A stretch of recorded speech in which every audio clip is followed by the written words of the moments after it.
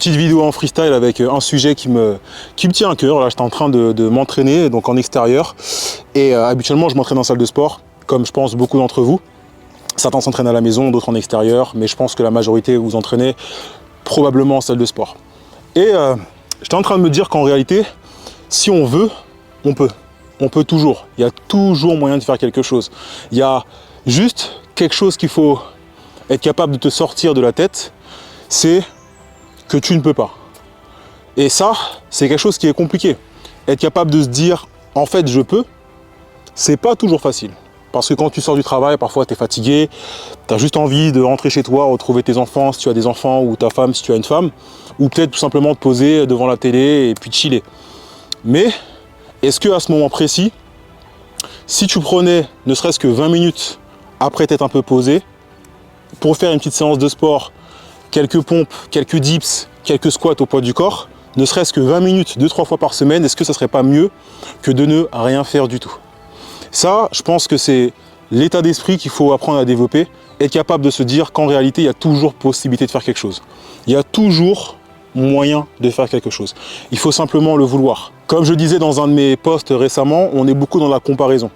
On a tendance à se dire, ok, pour avoir ce physique-là, pour avoir, je sais pas, atteindre cet objectif-là, il va falloir faire telle ou telle chose. Ce mec-là que je vois sur Instagram ou cette fille que je vois sur Instagram, elle fait ça. Ouais, mais elle a une génétique avantageuse. Ouais, mais elle a le temps de pouvoir s'entraîner comme ça parce que c'est son travail. En fait, si on pense comme ça, on fait absolument rien. Plutôt que de regarder ce que le voisin peut faire pour pouvoir s'entraîner, regarde ce que toi, tu peux mettre en place pour pouvoir aller t'entraîner. Et pas chercher à faire comme la personne que tu vois sur Instagram, qui s'entraîne peut-être depuis 10 ans, qui a effectivement peut-être plus de facilité à aller s'entraîner à la salle de sport parce que c'est son travail, effectivement ça peut être plus simple, mais le fait est que toi, ta situation est différente. Ta situation, elle est ce qu'elle est. La situation de la personne que tu vois à travers ton téléphone, elle est ce qu'elle est aussi. Mais est-ce que en te focalisant sur ce que la personne fait, tu vas avancer? Non. Par contre, si tu te focalises sur ce que toi tu peux faire et que tu mets en place les bonnes choses pour pouvoir évoluer, là, tu vas pouvoir changer ta situation et probablement te rapprocher de ce goal physique que tu vois à travers ton téléphone tous les jours. Je sais que ça ne fait pas plaisir à entendre, mais c'est la réalité. Il y a toujours moyen de faire quelque chose. Je vais prendre mon exemple. Avant, j'étais pompier, donc je faisais beaucoup de sport dans mon métier et on me disait, oui, toi, c'est facile pour toi parce que dans ton travail, tu fais du sport. Tu fais du sport, c'est prévu. Effectivement, quand on est pompier, notamment pompier de Paris, on a 2 heures de sport qui sont prévues, 4 heures de sport pardon, qui sont prévues dans la journée à peu près. Mais est-ce que c'est parce que mon métier m'imposait de faire du sport que j'en faisais? En partie oui, mais c'est pas ça qui m'a permis de réellement évoluer. C'est parce que j'ai cherché à être meilleur à chaque fois. Pendant mes jours de repos, je m'entraînais. Pendant mes jours de repos, je m'entraînais parfois même trop. Parce que dans le fond, on sait très bien si on peut ou si on ne peut pas mettre les choses en place pour aller s'entraîner. Il y a une différence entre ne pas pouvoir et ne pas vouloir. C'est quelque chose que je répète assez souvent, mais c'est tellement vrai. Dans le fond, si on se trouve des excuses, on le sait. Si on se trouve des excuses, on le sait.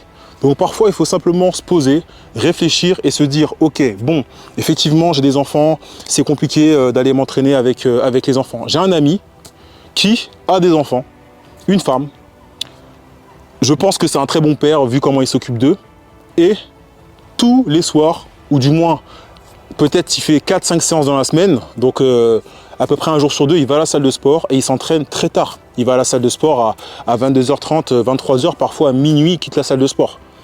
Donc, c'est une question de choix. Il pourrait aussi s'entraîner à la maison, faire 30-40 minutes, ça lui éviterait de faire le trajet aller-retour, mais il a trouvé une solution. Il a trouvé une solution pour lui, pour sa santé, parce que le sport, c'est pas juste un physique. Le sport, c'est la santé. Donc, si tu fais du sport, tu vas te sentir mieux dans ton corps. Tu vas te sentir plus confiant. Donc ça, les gens le ressentent. La confiance en soi, c'est quelque chose qui permet de changer le regard que les gens ont envers toi. Alors, on ne fait pas ça pour les gens, on fait ça pour nous.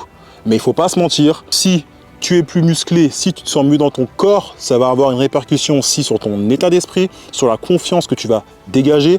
en partie potentiellement sur ton charisme et ça va forcément changer le rapport que tu auras avec les gens autour de toi. Et aussi la perception que les gens ont de toi. Ou encore, si tu as du mal à t'affirmer auprès de la jante féminine, si tu es plus musclé, plus confiant, tu vas dégager potentiellement quelque chose de plus puissant, de plus impactant et ça va forcément changer en partie ton rapport avec la jante féminine. Donc aujourd'hui, si tu hésites à te mettre en action, à aller t'entraîner, à te bouger, demande-toi réellement si tu ne peux pas le faire ou si simplement tu n'as pas envie de le faire. C'est totalement différent.